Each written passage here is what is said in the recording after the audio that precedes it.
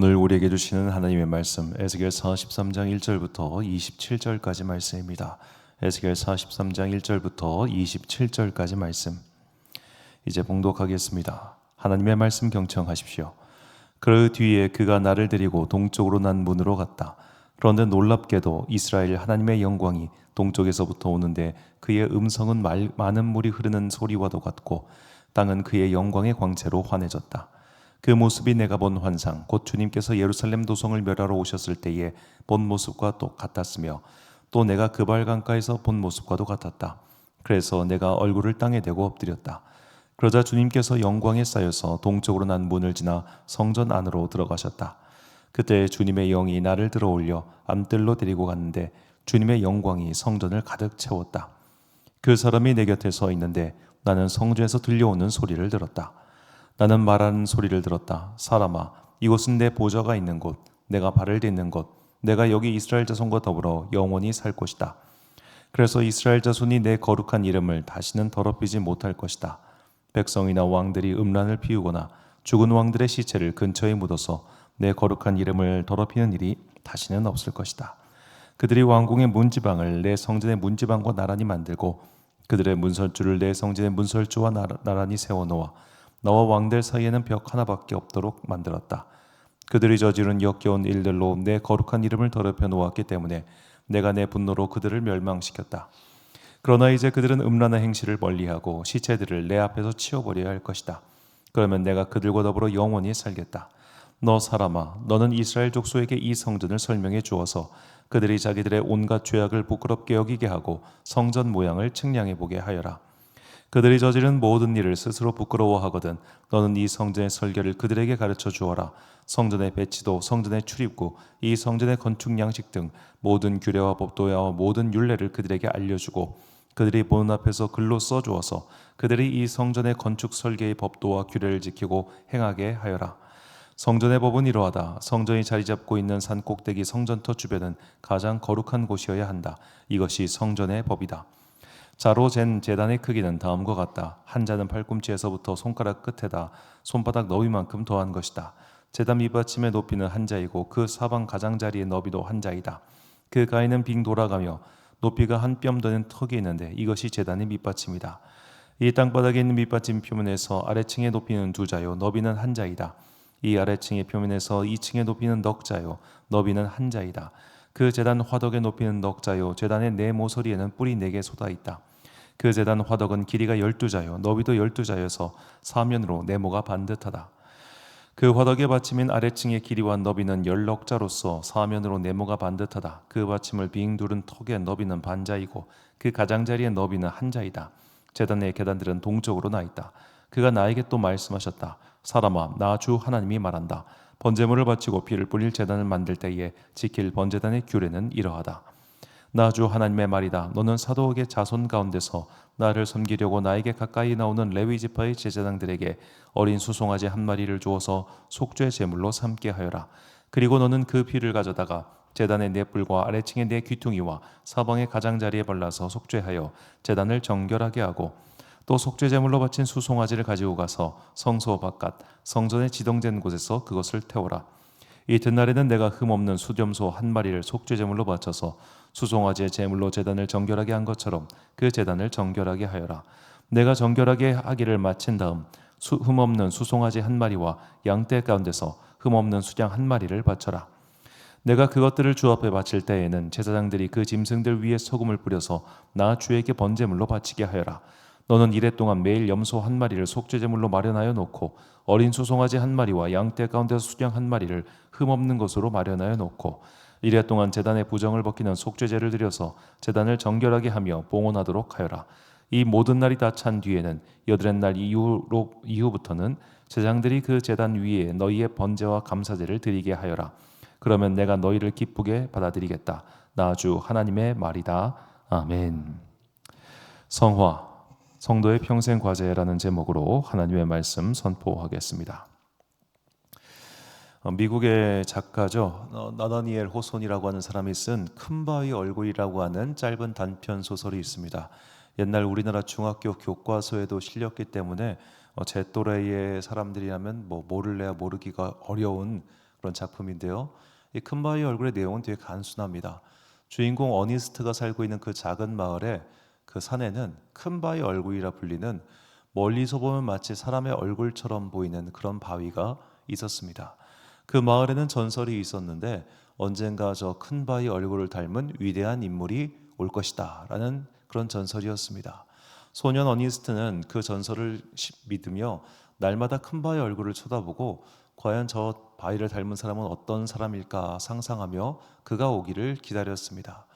마을에는 부자가 나타난 적도 있고 전쟁 영웅이 나타난 적도 있고 철학자가 나타난 적도 있고 시인도 나타난 적이 있었습니다. 하지만 그 누구도 큰 바위 얼굴을 닮은 사람이 아니었습니다. 그런데 마지막으로 나타난 이 시인이라는 사람이 이 어니스트의 안내를 받고 큰 바위 얼굴을 가서 보고 나니까 자기를 안내해준 이 어니스트가 바로 그 큰 바위 얼굴을 한 사람이라는 것을 알게 되었습니다. 자, 이 소설은 이 나다니엘 호손이 이제 크리스찬이었기 때문에 이 기독교 정신을 굉장히 잘 담고 있는 작품이고 해석의 여지가 참 많습니다. 자, 무엇보다 우리가 어떤 목표를 바라보며 매일매일 그것을 상상하고 날마다 노력할 때 언젠가 그것과 닮은 상태가 된다는 것을 참 간결하게 풀어낸 좋은 작품이라고 저는 그렇게 해석하고 있습니다. 자, 성도에게는 목표가 있습니다. 그것은 예수 그리스도를 닮아가는 겁니다. 예수 그리스도를 닮아가기 위해서 우리는 날마다 내 삶에서 악을 제거하고 어떻게 하면 예수님처럼 살 것인가를 고민하며 그것을 실천하며 살아가지요. 이 삶을 성화에 이르는 단계 혹은 성화로의 훈련, 여러 가지 말들을 붙이지만 하여튼 성도다운 삶입니다. 즉 우리가 성도다운 삶을 사는 이유는 우리가 결국에는 하나님께서 요구하셨던 거룩이라고 하는 단계에 이르기 위함이죠. 그래서 뭐 간단하게 이제 믿음의 단계를 이렇게 구분하곤 합니다. 그래서 크게는 뭐 칭의, 그리고 성화, 영화라고 하는데, 칭의 이거는 이제 믿음의 시작이죠. 하나님께서 우리를 의인으로 불러주신 겁니다. 잘나서 의인이 아니라 내가 너를 의롭게. 그러니까 의로움과 악을 무엇으로 구분할 수 있는가? 하나님과의 관계가 딱 이렇게 붙어 있으면 의로운 거고 하나님과의 관계가 떨어지면 악한 겁니다. 그렇기 때문에 하나님과의 관계를 예수 그리스도께서 회복시켜 주셨기 때문에 우리는 모두 의로운 자, 하나님의 자녀가 되었습니다. 이것을 칭의라고 부르죠. 그리고 칭의, 이제 믿음이 시작한 사람들은 무엇을 목표로 향해 나아가야 되는가? 성화를 향해 나아가야 된다는 겁니다. 성령님의 도움과 믿음의 훈련을 통해 거룩한 삶을 실천하는 것이죠. 그리고 이 성화의 목표가 바로 영화, 하나님께 영광을 돌리는 믿음의 최종 목표입니다. 뭐 사람마다 조금씩 구별이 다르긴 한데 어떤 분들은 뭐 영화가 이 땅에 있는 동안 우리가 하나님을 온전히 영화롭게 할 수 없고 성도의 영화란 하나님의 나라에 가서 그분 앞에서 그분을 찬양하고 매일매일 예배하는 삶, 이것이 영화로운 삶이다. 혹은 하나님을 영화롭게 해드리는 거다라고 그렇게 설명하는 사람들도 있습니다. 자, 무엇이 됐든 간에 중요한 건 이겁니다. 하나님께서 우리를 당신의 자녀 삼아 주셨습니다. 우리는 하나님의 자녀, 양자가 되었습니다. 그러므로 이제는 양자다운, 자녀다운 삶을 살아야 되는 겁니다. 그러니까 사도 바울이 이 양자의 비유를 들었던 이유는 그가 로마 제국 시대의 사람이기 때문입니다. 로마 제국에는 예를 들어 그 유명한 율리우스 카이사르의 양자가 가이오스 옥타비아누스입니다. 그의 큰 누나의 손자인가 그럴 거예요. 그러니까 이 카이사르는 아들이 없었기 때문에 이 정치적인 후계자로서 가이오스 옥타비아누스를 일찍부터 찜해두고 이 아이를 양자로 삼은 거란 말이에요. 그럼 양자로 삼았지만 자기의 법적 후계자입니다. 그래서 로마는 그런 법적 후계자를 둠으로써 가문의 흐름이 끊기지 않게 했던 것이고, 그렇게 양자로 입적된 아이는 그날부터 그 가문에 걸맞는 삶을 살아야 됐어요. 파트리키라고 하는 로마 제국의 이제 귀족층이 있는데 그 파트리키가 특히 이런 걸 많이 했습니다. 그래서 우리가 그러니까 혈연 관계보다 중요한 거는 그들은 정신적인 소통이라고 해야 될까요? 그 가문의 기계, 정신이 이어지는 게 더 중요하다고 생각했기 때문에 그런 양자 제도를 적극적으로 활용했습니다. 자, 우리가 하나님의 자녀가 되었고 양자가 되었고 이제는 하나님의 자녀다운 삶을 사는 겁니다. 이게 성화입니다. 이게 성화예요. 그런데 이 성화는 내가 의인이 되자마자 자동적으로 될 수 있는 게 당연히 아니겠죠. 자, 남의 집에서 큰아이가 오늘부터 우리 집에서 삽니다. 얘가 우리 집의 문화와 배경과 언어와 이런 거를 적응하려면 시간이 걸릴 거 아닙니까? 그렇게 적응이 되더라도 과거의 여러 가지 습관이 남아 있을 수 있겠죠. 이런 식으로 우리가 칭의, 의롭다함을 받아 하나님의 자녀가 되었지만 아직도 세상의 습관들이 남아 있지요. 이것이 성화의 걸림돌입니다. 그래서 모든 성도들의 평생 과제는 무엇인가? 날마다 거룩을 향한 이 여정을 떠나가면서 자꾸만 내 안에 덕지덕지 들러붙는 세상의 악한 때들을 제거하며 사는 거예요. 그래서 우리가 주일 예배 때마다 이제 예배 순서지에 보면은 회개의 기도 혹은 뭐 다 같이 회개하는 그런 시간들이 있는 것이죠. 왜냐하면 일주일 6일 동안 우리가 거룩하게 살지 못하고 세상 사람들과 똑같이 살고 그러다가 또 주님 앞에 나와서 죄를 용서받는 그런 일들이 반복되는 겁니다. 어떤 분들은 이런 반복이 지긋지긋하다. 왜 이런 걸 계속 반복해야 되냐. 그날부터 결단하고 그날부터 깨끗하게 살아라 라고 단호하게 말씀하시지만 그건 사실 이제 저희 같은 목사들처럼 교회라고 하는 구별된 공간에 있으면 가능할까? 라는 생각도 들긴 해요. 하지만 제가 이제 예전에 교회 건축할 때 공사장 인부들이랑 같이 있으면서 깨달았어요. 거기 있으면 물들어요. 100% 물듭니다. 거친 말 쓰는 사람들이랑 같이 있으면 말이 거칠어지는 것처럼 우리가 믿지 않는 사람들이랑 같이 살아가면 그 믿지 않는 사람들이 가지고 있는 때가 우리에게 묻을 수밖에 없습니다. 그러니까 죄로 인해서 이 세상이 비틀려 있기 때문에 우리가 이 죄 가운데 태어나서 비틀린 세상에 살아가다 보면 우리도 어느샌가 모르게 비틀려 있어요. 그래서 어떤 신학자는 이것을 우리가 이 세상의 중력, 세상이 끌어다니는 이 중력에 끌어당겨져서 살고 있기 때문에 일주일에 한 번 이 중력과 반대되는 은혜의 세상으로 들어가서 이 중력의 영향력을 씻어내고 새롭게 가야 된다는 겁니다. 그러니까 주일 예배는 날마다 이렇게 우리에게 새로운 삶을 향하는 거룩한 리플레시의 시간인 것이죠.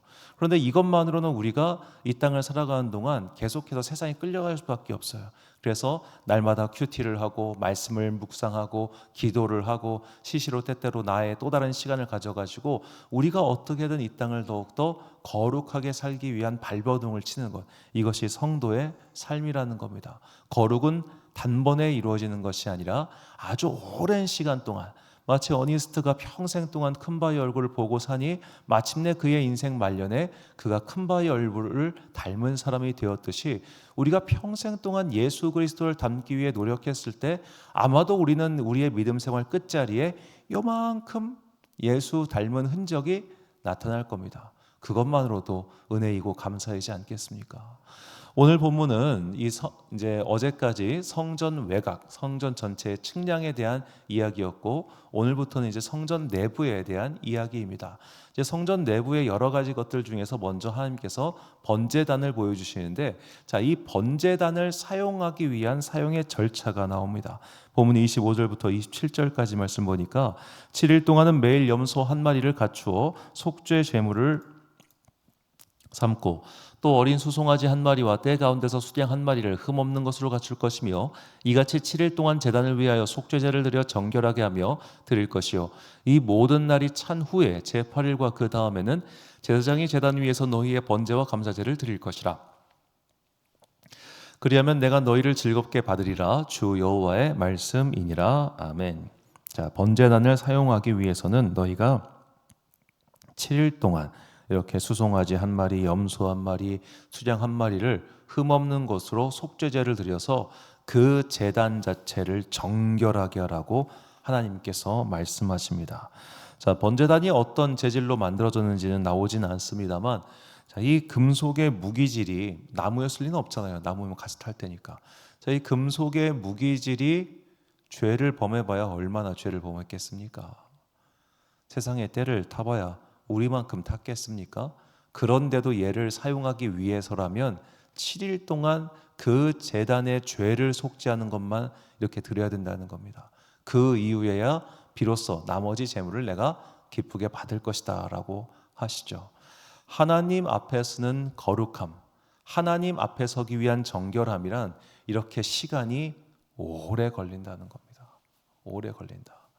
우리는 이 시간이 오래 걸리는 것에 대해서 굉장히 초조해하거나 혹은 답답해할 때가 참 많습니다.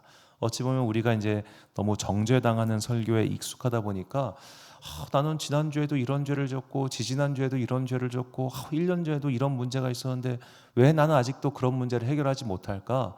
내 안에는 왜 아직도 많은 질투가 있고 분노가 있고 짜증이 있고 기타 등등 이런 것들이 있어가지고 나를 이토록 괴롭히나 라는 생각을 할 수 있을 겁니다.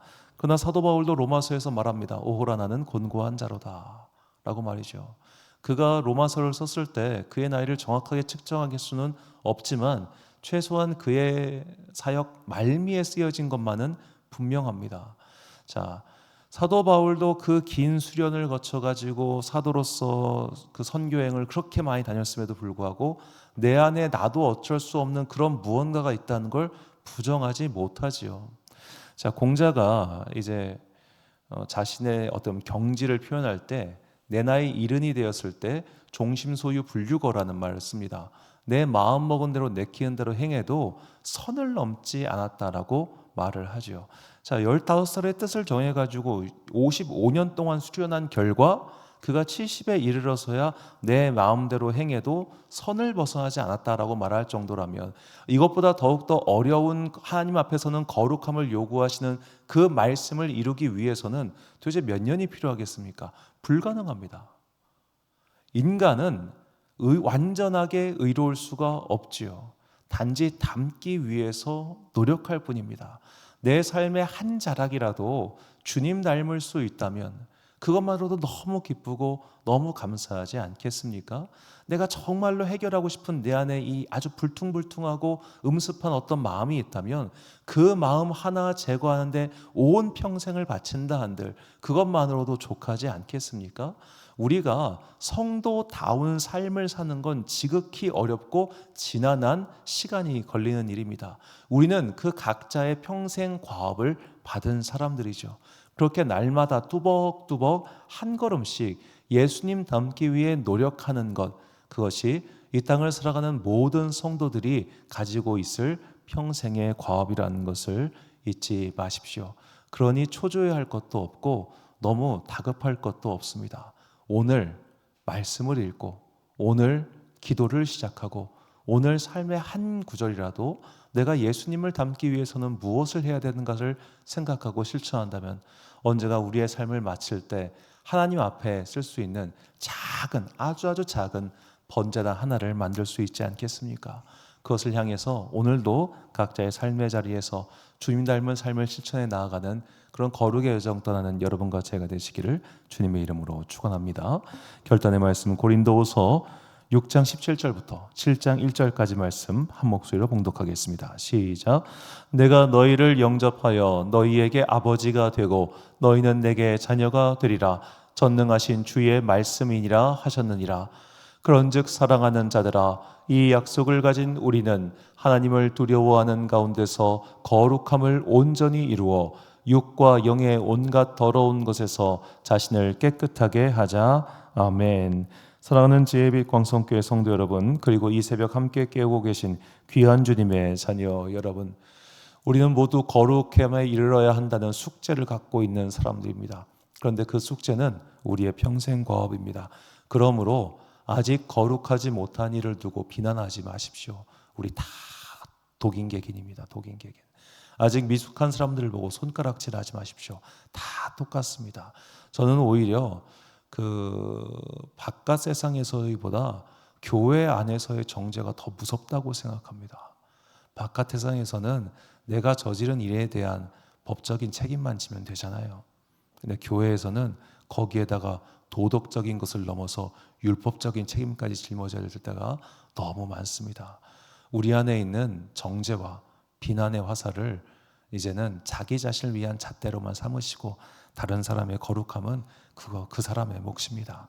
각자의 과제가 있으니 그 각자의 과제를 달성하기 위해 오늘도 나의 삶의 자리에서 거룩을 향한 여정을 멈추지 않는 그런 여러분과 제가 되시기를 주님의 이름으로 축원합니다.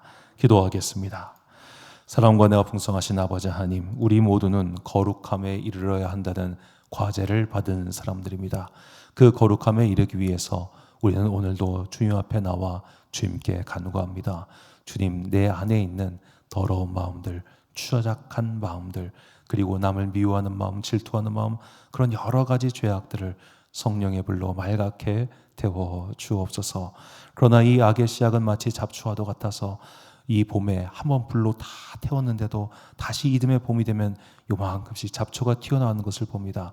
이토록 우리의 마음은 완악하고 세상이라고 하는 바람은 자꾸만 이 잡초의 씨앗을 우리 영혼밭에다가 뿌리고 도망칠 때가 많사오니 주여, 우리가 이 거룩함의 여정에 이르기 위하여 날마다의 노력과 날마다의 분주함을 포기하지 않게 하여 주옵소서. 오늘도 성령 하느님 우리에게 기도의 마음 더하여 주시고, 그래요, 우리가 오늘 살아가는 동안 열심히 기도하고 열심히 주님 말씀을 묵상하며 열심히 선을 행하는 주님의 거룩한 자녀들 되게 하여 주옵소서. 벌써 4월의 마지막 주이며 5월을 시작하는 시간입니다. 아직 새벽과 저녁으로 날씨가 많이 추운데 주님께서 당신의 자녀들에게 새벽과 저녁에 따뜻한 성령의 두루마기를 입혀주사 이 세상의 여러 가지 것들로부터 우리의 자녀들을 지켜주시기를 간절히 소망하오며, 이 모든 말씀 우리에게 거룩함에 이르기 위하여 화목의 제물이 되신 거룩하신 예수 그리스도의 이름으로 기도드립니다. 아멘. 오늘의 기도 제목입니다. 모든 성도들의 평생 과업은 성화입니다. 아직 내 삶에서 버리지 못한 성화의 방해물은 무엇입니까? 그런 것들을 버리고 멀리할 수 있는 믿음의 힘을 달라고 기도하십시오. 오늘 주신 기도의 제목 가지고 기도와 묵상의 힘쓰는 하루 되시길 바랍니다. 기도하겠습니다.